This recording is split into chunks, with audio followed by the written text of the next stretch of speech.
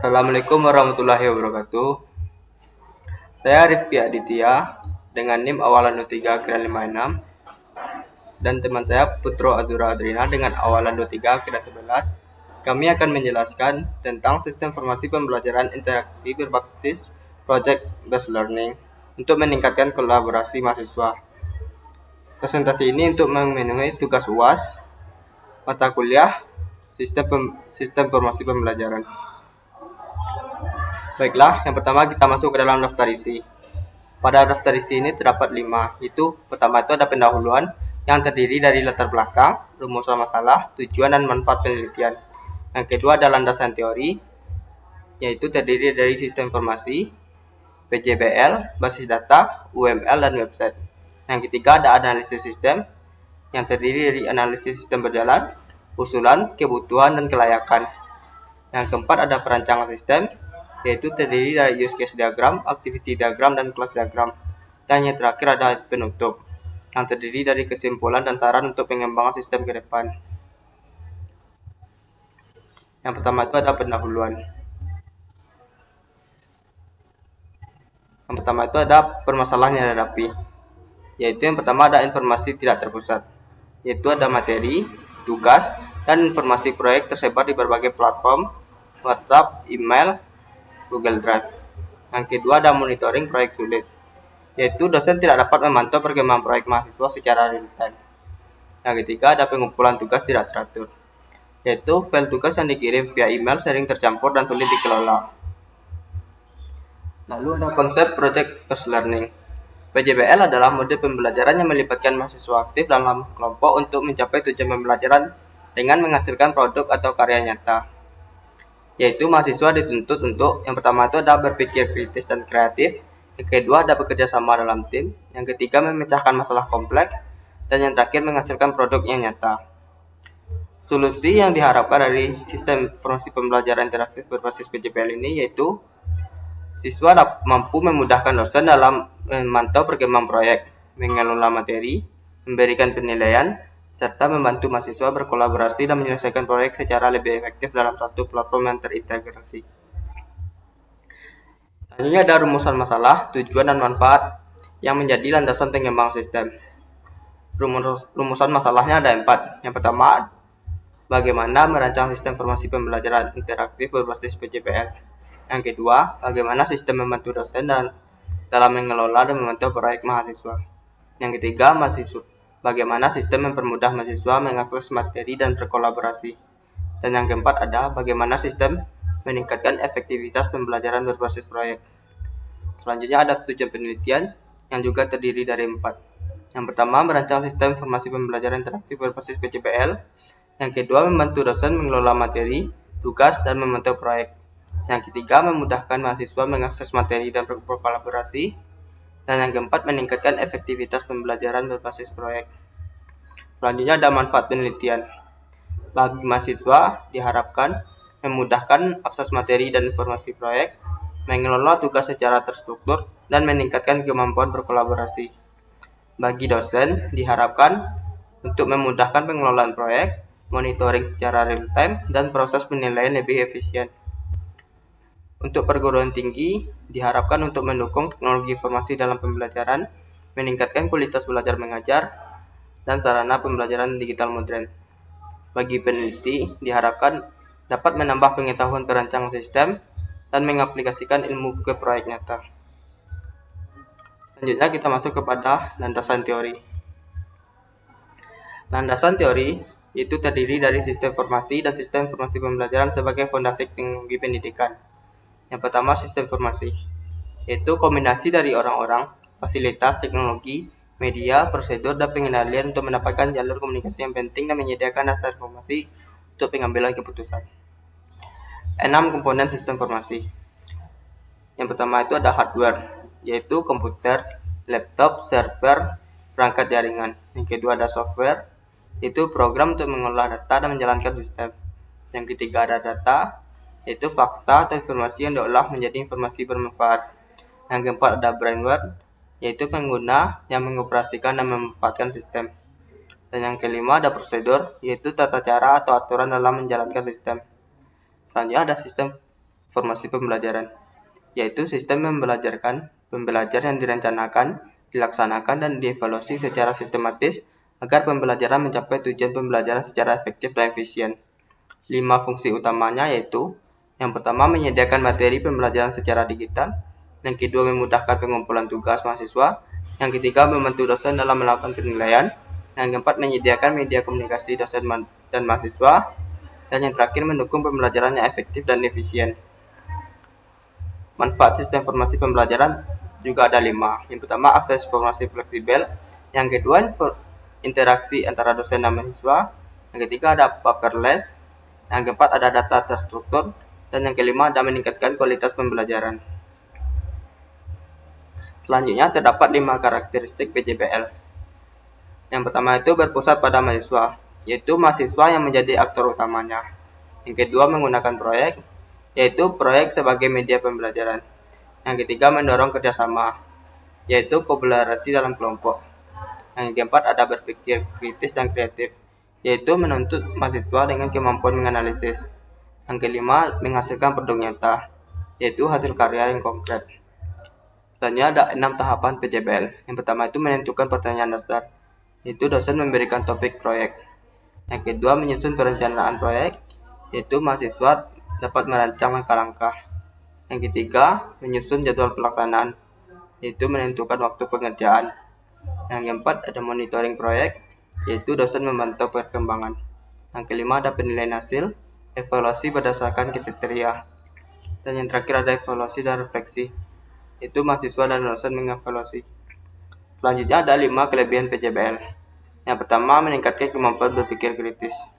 Mahasiswa dilatih menganalisis dan mengevaluasi masalah secara mendalam. Yang kedua, meningkatkan kreativitas, yaitu menghasilkan solusi inovatif dan produk yang original. Yang ketiga, melatih kerjasama tim, yaitu kolaborasi antara anggota kelompok untuk mencapai tujuan bersama. Yang keempat, pemahaman materi lebih mendalam, yaitu belajar melalui pengalaman praktis. Dan yang terakhir adalah meningkatkan kemampuan pemecahan masalah, yaitu menyelesaikan tantangan nyata. Selanjutnya ada basis data, UML, website sebagai fondasi teknis pengembang sistem. Yang pertama ada basis data atau database, yaitu sekumpulan data yang terhubung dalam sistem untuk menyimpan informasi akademik. Data yang dikelola ada 4. Yang pertama ada data mahasiswa dan dosen, data mata kuliah dan kelas, data proyek dan tugas, dan data penilaian. Manfaatnya yaitu mengurangi redundansi, mempercepat pencarian, dan menjaga keamanan data. Yang ketiga ada Unified Modeling Language, yaitu alat visualisasi dan dokumentasi analisis dan desain sistem. Terdapat 3 jenis UML. Yang pertama ada Use Case Diagram, yaitu hubungan aktor dan fungsi sistem. Kedua ada Activity Diagram, atau alur aktivitas dalam sebuah sistem. Yang ketiga ada Class Diagram, yaitu struktur kelas dan hubungannya. Selanjutnya ada website, yaitu kumpulan halaman yang terhubung yang diakses via internet atau browser. Keunggulannya ada 5. Yang pertama, ada akses kapan saja dan mana saja. Yang kedua, mudah digunakan. Yang ketiga, mendukung pembelajaran jarak jauh. Yang keempat, penyebaran informasi cepat. Yang kelima, akses via PC, laptop, atau smartphone. Sistem ini dirancang sebagai website agar dosen dan mahasiswa dapat mengaksesnya dengan mudah. Baiklah, yang bab ketiga yaitu analisis sistem. Jadi di sini kita akan membahas tentang sistem berjalan masih semi manual dengan informasi tersebar di berbagai platform. Proses pembelajaran saat ini yang pertama itu dosen menjelaskan materi di kelas, lalu dosen memberikan proyek melalui grup WhatsApp, dan mahasiswa membentuk kelompok secara mandiri. Setelah itu melakukan diskusi kelompok melalui aplikasi pesan instan. Setelah itu, hasil proyeknya dikumpulkan via email atau Google Drive. Lalu dosen akan memeriksa hasil proyek satu persatu dan memberikan nilai secara manual. Adapun gambaran umum sistem yang diusulkan itu, yaitu sistem informasi pembelajaran interaktif berbasis PJBL yang dirancang untuk membantu dosen dan mahasiswa dalam melaksanakan pembelajaran berbasis proyek secara terintegrasi. Ada 3 pengguna utamanya, yaitu ada admin, yang dimana mengelola data pengguna dan data pendukung. Yang kedua ada dosen, mengelola materi, proyek, dan penilaian. Yang ketiga ada mahasiswa, yang dimana bisa mengakses materi dan mengerjakan proyek. Lalu ada 5 permasalahan dari sistem yang berjalan ini. Yang pertama, informasinya tidak terpusat. Yang kedua, sulit memantau proyek. Yang ketiga, pengumpulan tidak teratur. Yang keempat, keterlambatan pengumpulan. Yang kelima, penilaian memakan waktu lama. Lalu di sini ada 9 fitur utama sistem yang diusulkan, yaitu ada manajemen pengguna. Jadi ada kelola akun admin, dosen, dan mahasiswa. Lalu ada manajemen mata kuliah, jadi di sini bisa mengelola mata kuliah dan kelasnya. Ketiga ada manajemen materi, bisa mengunggah dan mengelola materi pembelajaran. Lalu ada manajemen proyek, bisa membuat dan kelola proyek pembelajaran. Yang kelima, ada pembentukan kelompok. Jadi di sini bisa mengatur kelompok proyek mahasiswanya sendiri. Yang keenam, ada pengumpulan tugas online, yang dimana bisa mengunggah hasil proyek secara digital. Lalu ada monitoring progress, yang dimana bisa pantau perkembangan proyek real time. Lalu penilaian proyek, yang dimana bisa memberi nilai dan komentar pada hasil proyeknya langsung. Lalu yang terakhir laporan hasil, jadi bisa generate laporan pembelajaran. Di sini juga ada 7 tahapan PJBL dalam sistem. Yang pertama penentuan topik oleh dosen, lalu pembentukan kelompok oleh sistem, perencanaan oleh mahasiswa, pelaksanaannya juga mahasiswa, monitoringnya oleh dosen, pengumpulannya juga dari mahasiswa dan penilaiannya di akhir dari dosen. Di sini ada analisis kebutuhan fungsional menjelaskan akses admin, dosen, dan mahasiswa. Admin itu ada 9 fungsi. Yang pertama, login ke sistem, lalu mengelola data pengguna, mengelola data dosen, data mahasiswa, data mata kuliah, data kelas, lalu mengelola akun pengguna, melihat laporan sistem, dan yang terakhir mengatur hak akses pengguna. Di sini juga dosen memiliki 11 fungsi. Sama yang pertama ada login ke sistem, bisa mengunggah materi pembelajaran, mengubah materi pembelajaran, menghapus materi pembelajaran, membuat proyek baru, menentukan deadline proyek, membentuk kelompok mahasiswa, memantau perkembangan proyek, melihat hasil proyek mahasiswa, memberikan nilai proyek dan masukan atau komentar. Dan mahasiswa juga ada 9 fungsi. Yang pertama login ke sistem, lalu melihat materi pembelajaran, mengunduh materinya, melihat daftar proyek, dan melihat anggota kelompok yang telah dibentuk, mengunggah hasil proyek, melihat status proyek, dan melihat nilai proyek yang telah dinilai, lalu melihat komentar dosen. Di sini ada kebutuhan perangkat kerasnya, analisis dari kebutuhan fungsional dan kelayakan sistem menjamin implementasi efisien. Komponen dari perangkat keras itu ada prosesor, spesifikasinya Intel Core i3 atau setara, lalu ada RAM minimal 4 GB, yang ketiga ada hard disk minimal 500 GB, lalu yang terakhir ada jaringan.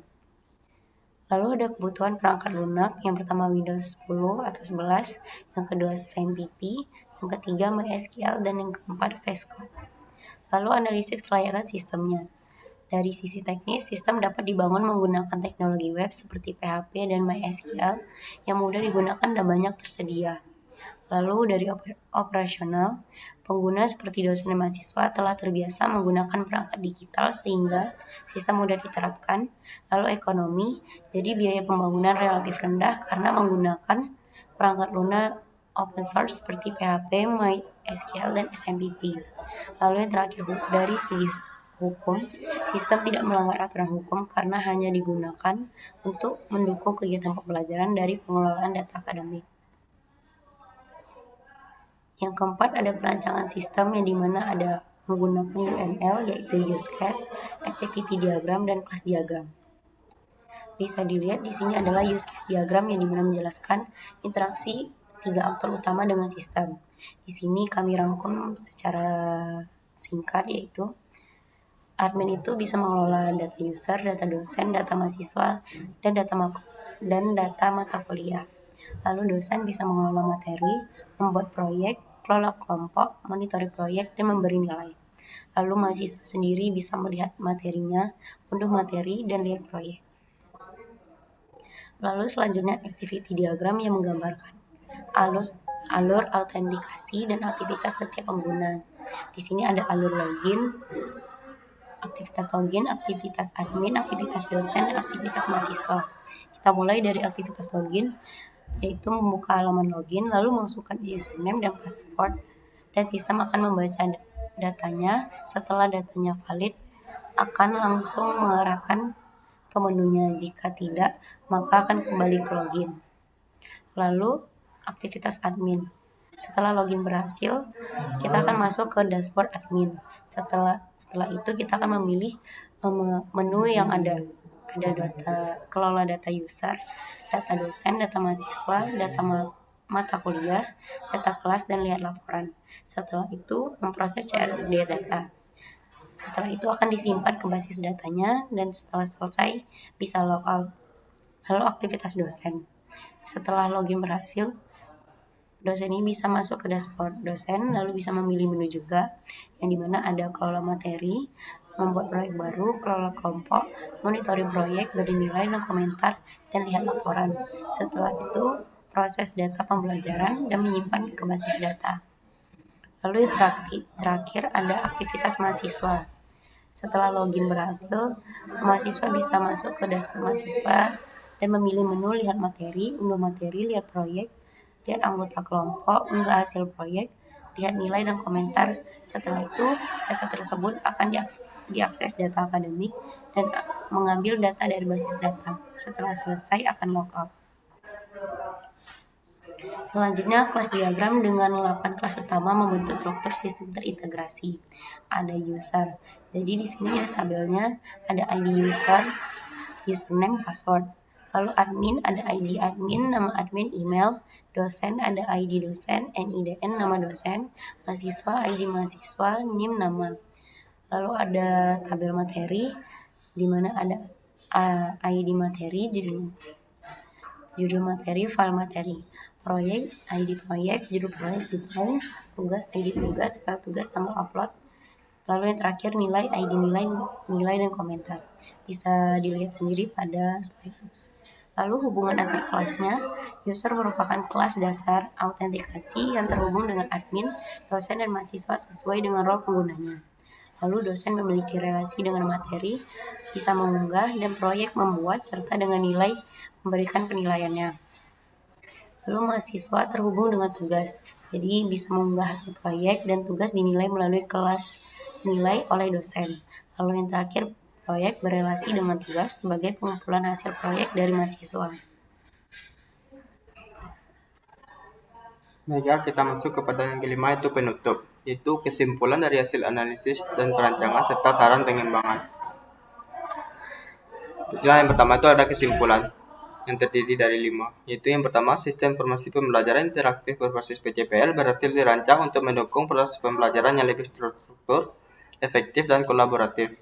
Yang kedua, perancangan sistem melibatkan 3 aktor utama, yaitu admin, dosen, dan mahasiswa.